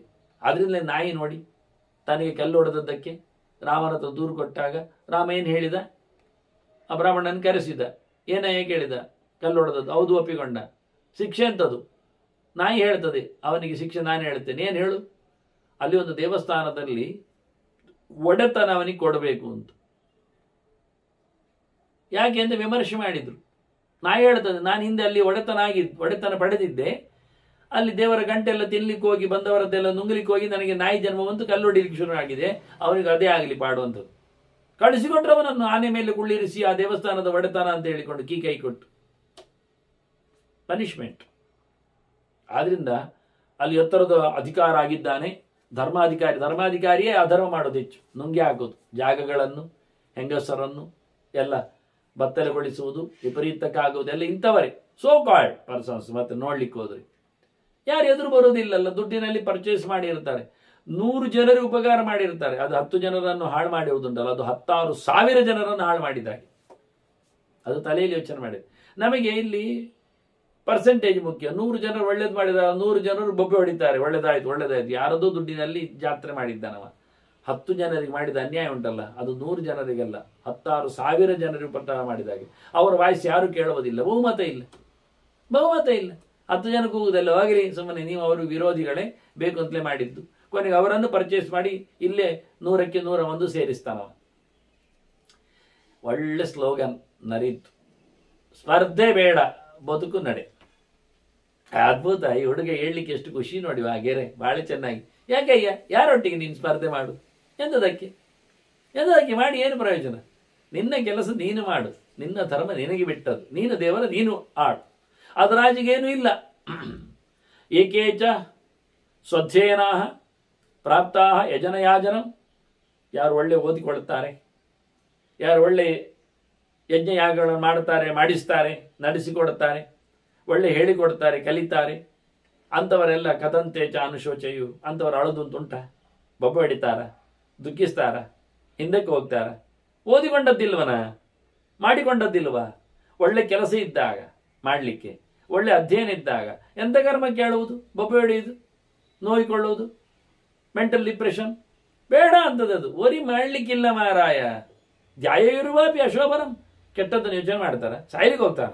ಅಶೋಭನಂ ಅಂದರೆ ಬೇಡವಾದ್ದು ಅಂತ. ಬೇಡವಾದದ್ದು ಅಂದರೆ ಸಾವೇ ಇಲ್ಲಿ ಹೇಳುದು. ಧ್ಯಾಯ ಇರುವ ಮನಸ್ಸಿನಲ್ಲಿ ಬರ್ತದವರಿಗೆ, ಮನಸ್ಸಿನಲ್ಲಿ ಪುರುಸೋತಿದ್ರೆ ಅಲ್ವಾ ಒಳ್ಳೆಯವರಿಗೆ. ಓದಿಕೊಂಡವರಿಗೆ ಓದೇ ನೆನಪಿರ್ತದೆ, ಮಾಡಿಕೊಳ್ಳುವವರಿಗೆ ಮಾಡುವುದೇ ಇರ್ತದೆ ಅಲ್ಲಿ ಕೆಲಸ. ಯಜ್ಞ ಯಾಗ ಮತ್ತೊಂದು ಇನ್ನೊಂದು ದೇವರ ಸೇವೆ ಅದು ಮುಗಿಯುವುದೇ ಇಲ್ಲ, ಆಗುವುದೇ ಇಲ್ಲ, ಸಾಧ್ಯವೇ ಇಲ್ಲ. ಮುಗಿಸಿ ಆಗುವುದು ಒಂದಿಲ್ಲ ದೇವರ ಸೇವೆ ಮಾಡಲಿಕ್ಕೆ. ಎಷ್ಟೆಲ್ಲ ಇರ್ತದೆ, ಎಷ್ಟು ವೆರೈಟಿ ಹೂಗಳನ್ನು ನೆಡಲಿಕ್ಕೆ ಆಗ್ತದೆ, ಎಷ್ಟು ಬಗೆಯಿಂದ ಅವುಗಳನ್ನು ಮೆಚ್ಚಿಸ್ಲಿಕ್ಕೆ ಆಗ್ತದೆ, ಎಷ್ಟು ಮಂತ್ರಗಳನ್ನು ಹೇಳಲಿಕ್ಕೆ ಆಗ್ತದೆ, ಎಷ್ಟು ಜಪ ಮಾಡಲಿಕ್ಕೆ ಬರ್ತದೆ. ನಿಂತಲ್ಲಿ ಕೂತಲ್ಲಿ ಹೋದಲ್ಲಿ ಎಲ್ಲ ದೇವರ ಕೋಣೆಯಲ್ಲೇ ಆಗಬೇಕು ಅಂತಿಲ್ಲ. ಹೂ ಕೊಯ್ಯುವಾಗಲೂ ಪಾರಾಯಣ ಆಗತ್ತೆ, ಜಪ ಆಗತ್ತೆ, ಸಾಕಾಗತ್ತೆ. ಹೂ ಕಟ್ಟುವಾಗಲೂ ಆಗತ್ತೆ, ಹೂ ಏರಿಸುವಾಗಲೂ ಆಗತ್ತೆ, ನೀರು ಹಾಕುವಾಗಲೂ ಆಗತ್ತೆ, ತುಳಸಿ ತಂದಾಗಲೂ ಆಗತ್ತೆ. ಅದನ್ನು ಸರಿ ಮುಗಿಯುವುದೇ ಇಲ್ಲ ದೇವರ ಸೇವೆ ಎನ್ನುವುದು. ಯಾರಿಗೂ ಕೊಡ್ಲಿಕ್ಕೆ ಬರ್ತದೆ ಹೂವನ್ನು ಮಾಡಿದ ನಂತರ.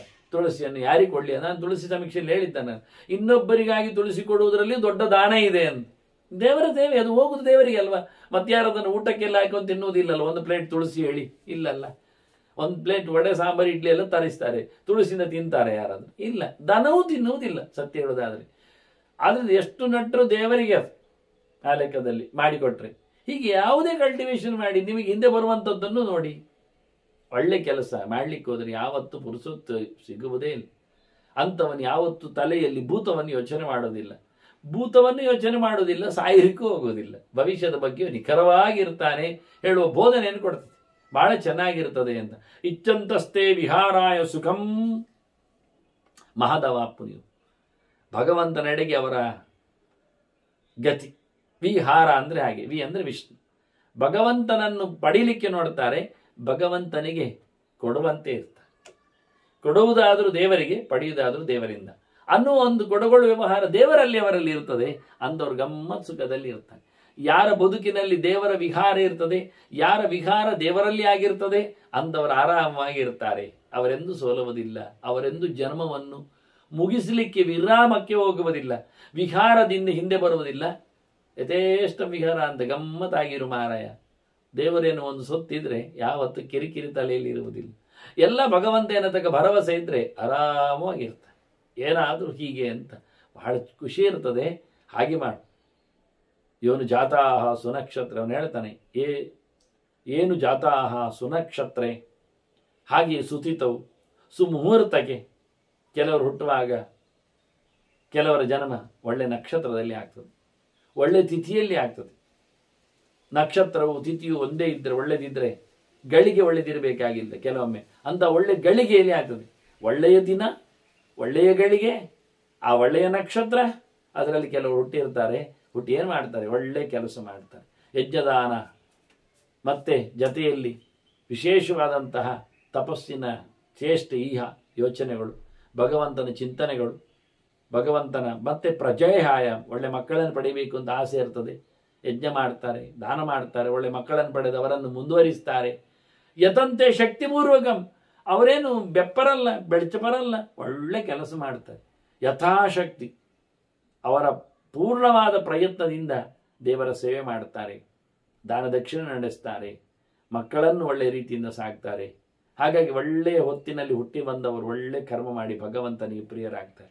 ಅದೇ ಮತ್ತೆ ಪುನಃ ಕೆಲವರು ನಕ್ಷತ್ರೇಶು, ಕೆಲವರು ಹುಟ್ಟುವಾಗ ಅತ್ಯಂತ ಕಳಪೆ ಮಟ್ಟದಲ್ಲಿ ಹುಡುತ್ತಾರೆ. ಅದು ಒಳ್ಳೆಯದಿರುವುದಿಲ್ಲ, ದುಸ್ಥಿತವು. ಮತ್ತೆ ದುರ್ಮುಹೂರ್ತಜಾಹ, ಕೆಟ್ಟ ಹೊತ್ತಿನಲ್ಲಿ, ಕೆಟ್ಟ ತಿಥಿಯಲ್ಲಿ, ಕೆಟ್ಟ ನಕ್ಷತ್ರಗಳಲ್ಲಿ, ಒಳ್ಳೆಯದಲ್ಲದ ನಕ್ಷತ್ರಗಳಲ್ಲಿ ಕೆಲವೊಮ್ಮೆ ಅದು ಅದರಿಂದ ಹುಟ್ಟಿ ಏನಾಗ್ತದೆ ಅವರೇನಾಗ್ತಾರೆ ಹೇಳಿದರೆ ಸಂಪದಂತೆ ಆಸುರೀಂ ಯೋನಿ, ಅವರು ದಾನವರಂತೆ ರಾಕ್ಷಸರಂತೆ ಆಗ್ತಾರೆ, ಕೆಟ್ಟ ಯೋನಿಗಳಲ್ಲಿ ಬರ್ತಾರೆ. ಮನುಷ್ಯ ಯೋನಿ ಬರುವುದೇ ಒಳ್ಳೆಯ ನಕ್ಷತ್ರದಲ್ಲಿ ಹೇಳ್ತಾರೆ ನೋಡಿ. ಪ್ರಾಣಿ ಯೋನಿಗಳೆಲ್ಲ ಕೆಟ್ಟ ಮುಹೂರ್ತದಲ್ಲಿ ಹುಟ್ಟುವಂಥದ್ದು.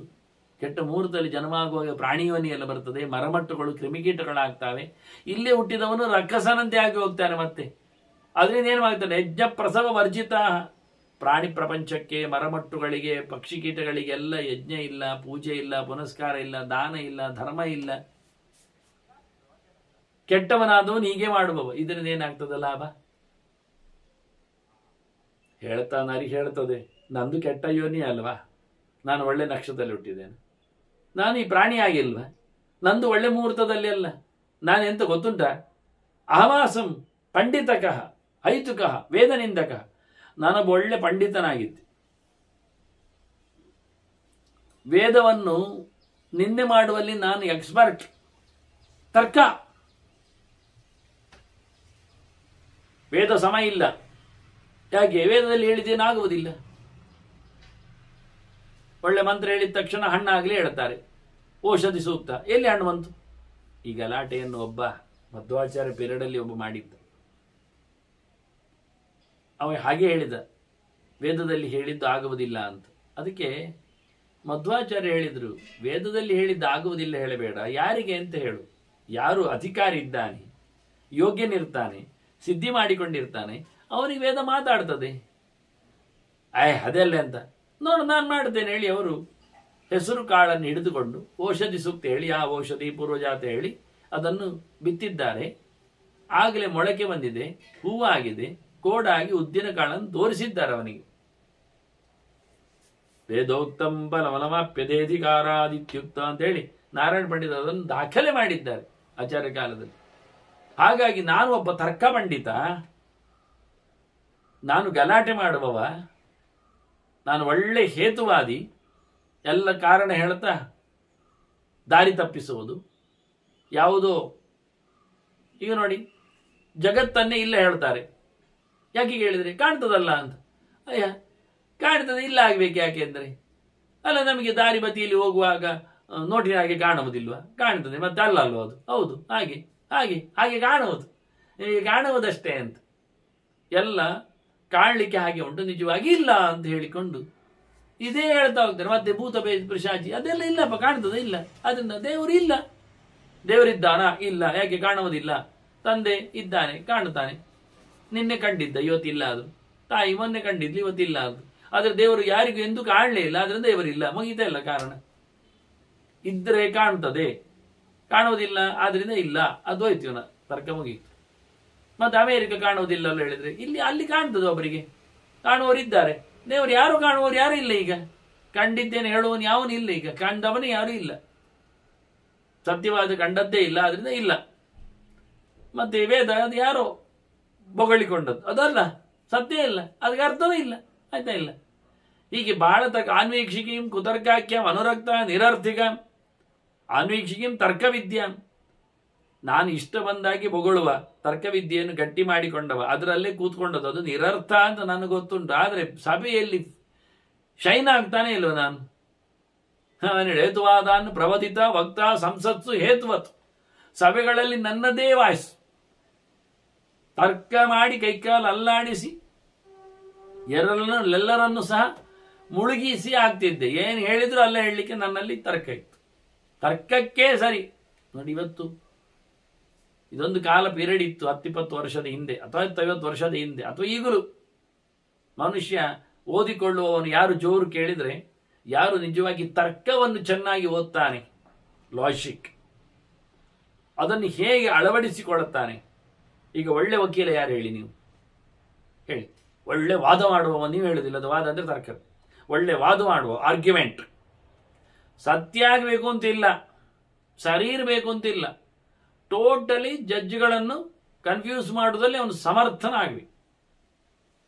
ಒಬ್ಬ ಕೊಲೆಗಾರನನ್ನು ಕೊಲೆ ಮಾಡಲಿಲ್ಲ ಅಂತ ಹೇಳಬೇಕಾದ್ರೆ ಏನೆಲ್ಲ ಅವನಿಗೆ ಬೇಕಾಗ್ತದೆ ಅದನ್ನೆಲ್ಲ ಪ್ರೊಡ್ಯೂಸ್ ಮಾಡಿಕೊಂಡು ಕೈಕಾಲು ತಪ್ಪಿಸಿ, ಇನ್ನು ಎಲ್ಲಿಯಾದ್ರೂ ಆಚೆ ಈಚೆ ಎಲ್ಲಿಯಾದ್ರೂ ಬೇರೆ ಕಡೆಯಲ್ಲಿ ಬಂದ ಎಲ್ಲಿಯಾದ್ರೂ ಜಡ್ಜ್ಮೆಂಟ್ಸ್ಗಳಿದ್ರೆ ಅದನ್ನು ಇಲ್ಲಿ ಎಳೆದು ಹಾಕಿ ನಾವು ಒಳ್ಳೆ ವಾದ ಮಾಡೋದು ಹೇಳುದಿಲ್ಲ, ಅದೇ ಆಯ್ತಾ, ಮುಗೀತು. ನಿಮಗೆ ತರ್ಕ ಯಾರು ಕೇಳಿದ್ರೆ ಗೊತ್ತಾಯ್ತಲ್ಲ. ಒಳ್ಳೆ ವಾದ ಮಾಡುವವ ಅವನು ಪ್ರಾಮಾಣಿಕ ಅಂತ ಹೇಳಬೇಡಿ, ನ್ಯಾಯವನ್ನು ಕೊಡ್ತಾನೆ ತಿಳಿಸಬೇಡಿ, ಟೋಟಲಿ ಅವನಿಗೆ ಮಾಡಲಿಕ್ಕೆ ಬರ್ತದೆ ಮಾತು.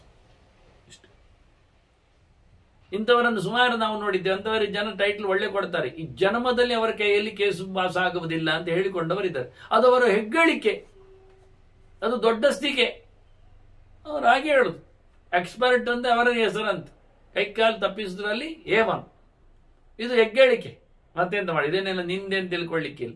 ಇದು ಹೇಳ್ತದೆ ನಾನು ಹಾಗೆ ಇದ್ದೆ, ಸಭೆಯಲ್ಲಿ ಎಲ್ಲರನ್ನು ಮುಳುಗಿಸ್ತಿದ್ದೆ. ಹಾಗೆ ಇವತ್ತು ಸಿದ್ಧಾಂತ ವಿಷಯದಲ್ಲಿ ಹಾಗೆ ವಿದ್ಯಾರ್ಥಿಗಳನ್ನು ತರ್ಕದಲ್ಲಿ ಯಾರ ಎಕ್ಸ್ಪರ್ಟ್ ಆಗುವುದಾದ್ರೆ, ಅಂತ ಬುದ್ಧಿಮಂತಿಗೆ ನಿಶಾತತನ ಉಂಟು ಅಂತಾದ್ರೆ ಅವನು ಫಸ್ಟ್ ಕ್ಲಾಸ್ ವಿದ್ಯಾರ್ಥಿ ಅಂತವರಿಗೆ, ಅಧ್ಯಯನಶೀಲರಲ್ಲಿ. ಈ ವೇದಾಂತಗಳನ್ನು, ಭಗವಂತನ ಎಚ್ಚರಗಳನ್ನು ಮಾಡಿಕೊಂಡು ಪ್ರಮೇಯ ಸಿದ್ಧಾಂತಗಳೇ, ಅದು ಪ್ರಮಾಣ ಅಂತ ಅರ್ಥ. ಪ್ರಮೇಯ ಸಿದ್ಧಾಂತಗಳಲ್ಲೆಲ್ಲ ನೆಲೆಗೊಂಡವನು ಅವನು ಸೆಕೆಂಡರಿ ಲೆಕ್ಕಾಚಾರದಲ್ಲಿ. ಮತ್ತೆ ನಿಜವಾಗಿ ಸೆಕೆಂಡರಿ ಅಂದ್ರೆ ಅವನು 3ನೇ ಸ್ಥಾನ ಅಂತ ಅರ್ಥ. ಆದರೆ ತರ್ಕಕ್ಕಿಂತ ಕೆಳಗೆ ಯಾರು ಒಳ್ಳೆ ರೀತಿಯಲ್ಲಿ ಪ್ರಯೋಗಶೀಲರಾಗಿ ಸಮಾಜವನ್ನು ಹಿಡಿಲಿಕ್ಕೆಲ್ಲ ಒಳ್ಳೆ ಪೌರಹಿತ್ಯ ಮಾಡಿಕೊಂಡೆಲ್ಲ ಮಾತೆಲ್ಲ ಹೇಳಿಕೊಂಡು ತಿರುಗ್ತಾನೆ, ಅವನು ನಿಜವಾಗಿ 2ನೇ ಕ್ಲಾಸ್. ಅವನನ್ನು ನಾವು ತಯಾರು ಮಾಡ್ತೇವೆ. ಇದು ವೇದಾಂತಕ್ಕೆ ಸೀಮಿತ ಇದ್ದಾನಲ್ಲ, ಅವ ಸುಮ್ಮನೆ ಶಾಲಾ ಹಾಕೊಂಡಿಗೆ ಹೋಗ್ಲಿಕ್ಕೆ ಉತ್ಸವದ ಎದುರು ತಟ್ಟಿರಾಯನ ಒಟ್ಟಿಗೆ, ಅದು ತಟ್ಟಿರಾಯ, ಇದು ಚೊಟ್ಟುರಾಯ ಅಷ್ಟೇ. ಅದು ದೊಡ್ಡ ದುಂಡು, ಇದು ಸಣ್ಣ ದುಂಡು, ಹೋಗ್ಲಿಕ್ಕೆ ಮಾತ್ರ ಅಂತ ಅವನನ್ನು 3ನೇ ತರಗತಿಯಲ್ಲಿ ಇಡ್ತಾರೆ. ಇದು ನರಿ ಹೇಳುತ್ತದೆ ನಾನು ಕೊನೆಯವ ಅಂತ, ನನ್ನನ್ನು ಯಾರು ಮೂಸುವುದಿಲ್ಲ ಕೊನೆಗೆ, ಈ ಲೋಕದಲ್ಲಿ ಮಾತ್ರ ನಾನು ಫೇಮಸ್. ಮತ್ತೆ ಇಂಥದ್ದೇ ನಾಯಿ ಜನ್ಮ ನರಿ ಜನ್ಮ ಬರ್ತದೆ ನನಗೆ, ಎಂತ ಮಾಡುವ ಪ್ರಯೋಜನ ಇಲ್ಲ. ಮಾತುಗಾರಿಕೆ, ಬಾಯ ಹಾರಿಸುವುದು, ಇನ್ನೊಬ್ಬರನ್ನು ಅಡಿಮೇಲು ಮಾಡಿ ಅವರಿಗೇನು ಗೊತ್ತಿಲ್ಲ ಓದಿದ್ದು ಅಂತೇಳಿ ಅವರನ್ನು ಕಂಡಮ್ ಮಾಡಿ ಕೊಳ್ಳಿರಿಸುವುದು, ಹಾಗೆ ಮಾಡಿ ನಾನು ಬೇರೆದೇ ಅಂತದೇ ಇದು. ಆಕ್ರೋಷ್ಟಾಚ ಅಭಿವಕ್ತಾಚ ಬ್ರಹ್ಮ ವಾಕ್ಯೇಶು ವೈ ದ್ವಿಜಾನ್. ಯಾರಾದರೂ ವೇದ ವಾಕ್ಯಗಳನ್ನು ಹೇಳಿದರೆ ಅದನ್ನು ಎಳೆಯುವುದೇನು, ಜಗ್ಗುವುದೇನು, ಕಚ್ಚುವುದೇನು, ಹಿಂಡುವುದೇನು, ತುಂಡು ಮಾಡುವುದೇನು ಎಲ್ಲ ಮಾಡ್ತಿದ್ದೆ ನಾನು. ಯಾವ ಬ್ರಹ್ಮ ಬಂಧುಗಳ ಅಥವಾ ಒಳ್ಳೆ ತಿಳಿದವರ ಜ್ಞಾನಿಗಳ ಯಾವ ವೇದವಾಕ್ಯಗಳಿಗೂ, ಪುರಾಣ ಗೆರೆಗಳಿಗೂ, ಇತಿಹಾಸದ ಮಾತುಗಳಿಗೂ, ರಾಮಾಯಣದ ಮೂಲ ರಾಮಾಯಣದ ಪಂಚರಾತ್ರದ ಮಾತುಗಳಿಗೂ ಎಂದೂ ನನ್ನಲ್ಲಿ ಬೆಲೆ ಇರ್ತಿರಲಿಲ್ಲ. ಸಿಕ್ಕಾಬಟ್ಟೆಯವರನ್ನೆಲ್ಲ ನಾನು ಹಾಕಿ ಆಗಿದ್ದೆ. ನಾನು ನಾಸ್ತಿಕ ಸರ್ವಶಂಕೀಚ. ನಾನು ಎಂತ ಕೇಳಿದ್ರೆ, ನಾನು ಅತ್ಯಂತ ಎಲ್ಲವನ್ನು ನಂಬದವ, ಎಲ್ಲವನ್ನು ಪ್ರಶ್ನಿಸುವವ, ನಾನು ಏನು ಇಲ್ಲ ಹೇಳುವವ, ಮೂರ್ಖ ಪಂಡಿತ ಮಾನಿಕ, ನಾನು ಏನು ಗೊತ್ತಿಲ್ಲ ಆದ್ರೂ ನಾನು ದೊಡ್ಡ ಪಂಡಿತ ಅಂತ ಮಂಡೆಯಲ್ಲಿತ್ತು ನನಗೆ. ಹೀಗಾಗಿ ನನಗೆ ನೋಡಿ SAM ಪರನಿರ್ವೃತ್ತಿ ಸೃಗಾರತ್ವಂ ಮಮದ್ವಿಜ, ಇದರದ್ದು ಲಾಭ ನನಗೆ ಅಂತ ಕೇಳಿದ್ರೆ ಮುಂದಿನ ಜನ್ಮದಲ್ಲಿ ನನ್ನ ನರಿಯಾದದ್ದು. ಈಗಲೂ ನಾನು ಬೊಬ್ಬೆ ಹೊಡಿತೇನೆ, ಶಿಳ್ಳು ಹೊಡಿತೇನೆ, ಕೋಂದು ಕೂಗ್ತೇನೆ. ಆವತ್ತು ಕೂಗ್ತಾ ಇದ್ದೆ, ಇವತ್ತು ಕೂಗ್ತಾ ಇದ್ದೇನೆ ಅದರ ಅಚ್ಚು ಅಂತ ಹೇಳಿಕೊಂಡು ತನ್ನ ಜನ್ಮದ ಬಗ್ಗೆ ಮಾತಾಡಿದೆ ವಾಸ್ತವವಾಗಿ. ಹಾಗಾಗಿ ನೀನು ಆಗಬೇಡ. ಅಭಿಜಾತು ತಥಾ ತತ್ಸ್ಯಾತ್ ಅಹೋರಾತ್ರ ಶತೈರಪಿ ಯದಹಂ ಮಾನುಷೀಂ ಯೋನಿಂ ಸೃಗಾಲಃ ಪ್ರಾಪ್ನಿಯಾಂ ಪುನಃ. ನಾನೀ ಇನ್ನು 100 ಜನ್ಮದಲ್ಲಿ ಆದರೂ, 100 ದಿನಗಳಲ್ಲಿ ಆದರೂ ಹೇಳ್ತದೆ, ದಿನ ಅಂದ್ರೆ ಜನ್ಮವೇ ಅದರ ಲೆಕ್ಕಾಚಾರದಲ್ಲಿ, ನಾನೇನಾದರೂ ಮಾಡಿ ಮತ್ತೆ ಮನುಷ್ಯನಾಗ್ತೇನಾ? ಈ ನರಿ ಜನ್ಮ ನನ್ನದು ಹೋಗ್ತದಾ? ನಾನು ಕಾಯ್ತಾ ಇದ್ದೇನೆ ಆಗ್ಬೋದಾ ಅಂತ ಯೋಚನೆ ಮಾಡುತ್ತಾ ಇದ್ದೆ.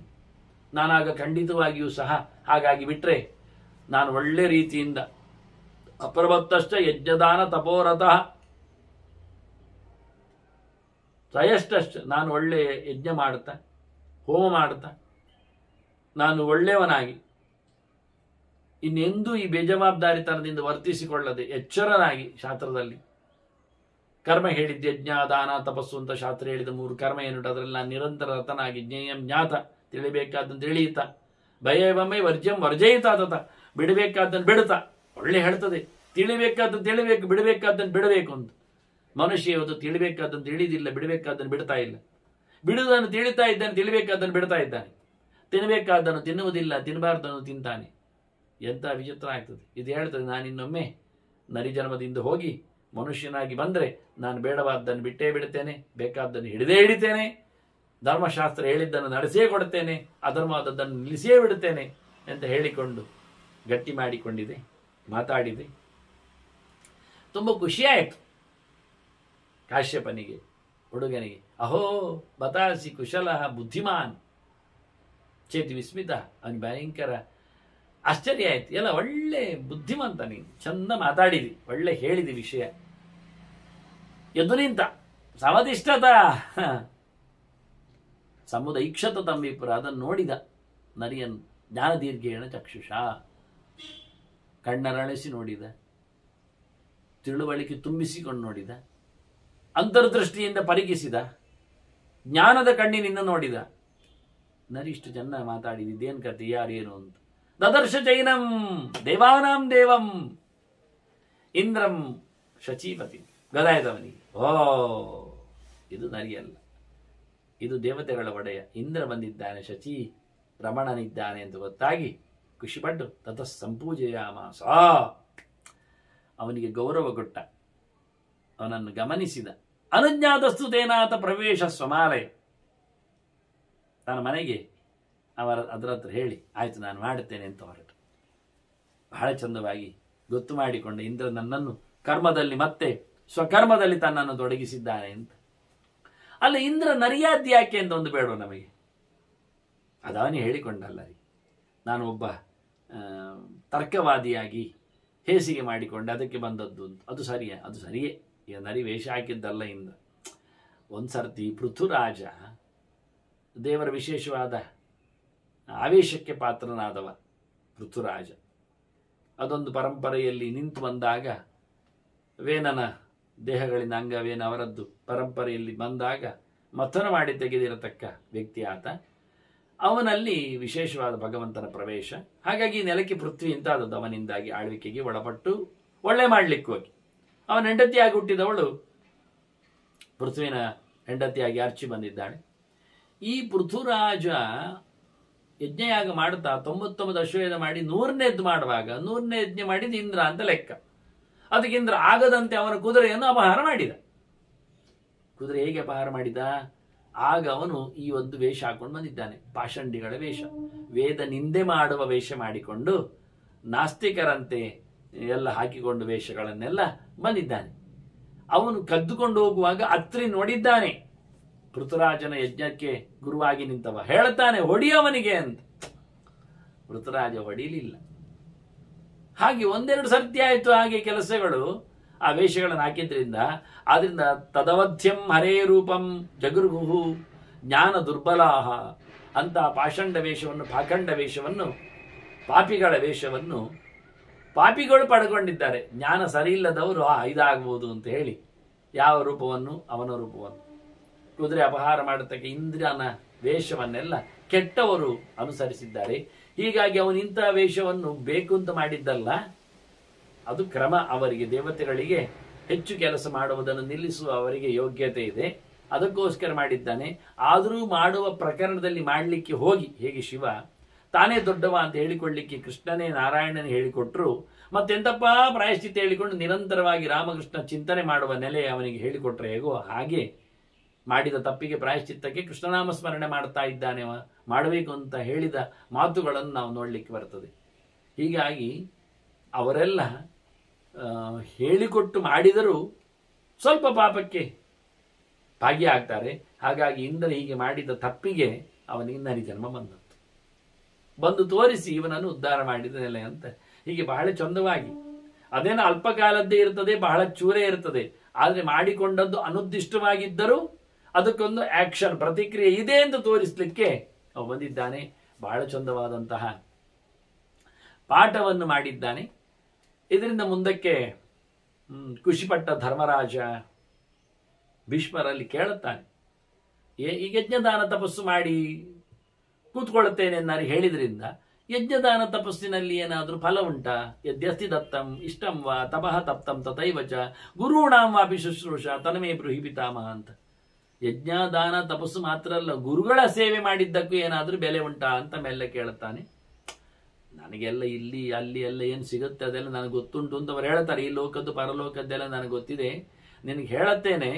ಆದರೆ ಜನರು ಒಳ್ಳೆ ಕೆಲಸ ಮಾಡೋದು ಬಹಳ ಕಡಿಮೆ ಅಂತಾರೆ. ಆತ್ಮನ ಅನರ್ಥಯುಕ್ತೇನ ಪಾಪೇ ನಿಮಿಷತೆ ಮನಃ. ತನ್ನ ಮನಸ್ಸನ್ನು ಮನುಷ್ಯ ಕೆಟ್ಟ ವಿಷಯದಲ್ಲಿ ಹಾಕ್ತಾನೆ, ತನ್ನನ್ನೇ ಕೆಟ್ಟ ವಿಷಯದಲ್ಲಿ ತೊಡಗಿಸ್ತಾನೆ. ಹೇಳಲಿಕ್ಕಲ್ಲ, ಸ್ವಕರ್ಮ ಕಲುಷಂಕೃತ್ವ ದುಃಖೇ ಮಹತಿ ಧೀಯತೆ. ತನ್ನ ಕೆಲಸ ಹಾಳು ಮಾಡಿಕೊಂಡು, ತಪ್ಪು ಮಾಡಿಕೊಂಡು, ಪಾಪ ಮಾಡಿಕೊಂಡು ದೊಡ್ಡ ದುಃಖದಲ್ಲಿ ಬೀಳುತ್ತೆ. ಅದೇ ಒಳ್ಳೆಯವ ಹಾಗಲ್ಲ. ಈ ಕೆಟ್ಟವನಿಗೇನಾಯ್ತು? ಕೆಟ್ಟತನದಿಂದ ಕೆಟ್ಟ ಕೆಲಸ ಮಾಡ್ಲಿಕ್ಕೆ ಹೋಗಿ ದಾರಿದ್ರ್ಯವೇ ಬರ್ತದೆ. ದುರ್ಭಿಕ್ಷಾದೇವ ದುರ್ಭಿಕ್ಷಂ. ದರಿದ್ರತನದಿಂದ ಮತ್ತೆ ದರಿದ್ರನಾಗಿ ಹುಡ್ತಾನೆ, ಬಡವನಾಗಿ ಬೀಳುತ್ತಾನೆ. ಕ್ಲೇಶಾತ್ ಕ್ಲೇಶಂ. ದುಃಖದಿಂದ ದುಃಖವೇ ಅನುಭವಿಸ್ತಾನೆ, ಸುಖ ಆಗುವುದಿಲ್ಲ. ಭಯಾತ್ ಭಯಂ. ಸಂಸಾರ ಭಯ ಅವನನ್ನು ಮತ್ತು ಕಟ್ಟಿರ್ತದೆ. ಹೀಗೆ ಮೃತೇಭ್ಯ ಪ್ರವೃತ್ತ ಯಾಂತಿ ದರಿದ್ರಾಹ ಪಾಪಕಾರಣ. ಮತ್ತೆ ಸತ್ತರು ಮತ್ತೆ ಸಾಯುವ ಕೆಲಸದಲ್ಲೇ ತೊಡಗ್ತಾರೆ. ದರಿದ್ರರಾಗಿ ಹುಡ್ತಾರೆ, ಪುನರೇವ ಪಾಪಂ. ಪುನರ್ದರಿದ್ರ ಪುನರೇವ ಪಾಪಂ. ಬಡವ, ಬೇಡಿದ, ಕೊಲೆ ಮಾಡಿದ, ಕಡದ, ಕದ್ದ, ಮತ್ತೆ ಪಾಪಿಯಾದ, ಮತ್ತೆ ಹುಟ್ಟಿದ, ಮತ್ತೆ ದರಿದ್ರನಾದ, ಮತ್ತೆ ತಪ್ಪು ಮಾಡಿದ, ಮತ್ತೆ ಪಾಪಿಯಾದ. ಹೀಗೆ ಕೆಳಗೆ ಹೋಗ್ತಾರೆ. ಅದೇ ಒಳ್ಳೆಯವರು ಒಳ್ಳೆ ಕೆಲಸ ಮಾಡಿ ಉತ್ಸವ, ಒಳ್ಳೆ ಯಜ್ಞ ಮಾಡ್ತಾರೆ, ಅದರಿಂದ ಒಳ್ಳೆ ಸಂಪಾದನೆ ಮಾಡ್ತಾರೆ, ಅದರಿಂದ ಮತ್ತೆ ಯಜ್ಞ ಮಾಡ್ತಾರೆ, ಮತ್ತೆ ಒಳ್ಳೆ ಲೋಕಕ್ಕೆ ಹೋಗ್ತಾರೆ, ಮತ್ತೆ ಒಳ್ಳೆ ಮನಸ್ಸು ಬರ್ತದೆ, ಮತ್ತೆ ಒಳ್ಳೆ ಕೆಲಸ ಮಾಡ್ತಾರೆ. ಹಾಗಾಗಿ ಸ್ವರ್ಗಾತ್ ಸ್ವರ್ಗಂ ಸುಖಾತ್ ಸುಖಂ. ಸ್ವರ್ಗದಿಂದ ಸ್ವರ್ಗಕ್ಕೆ, ಸುಖದಿಂದ ಸುಖಕ್ಕೆ.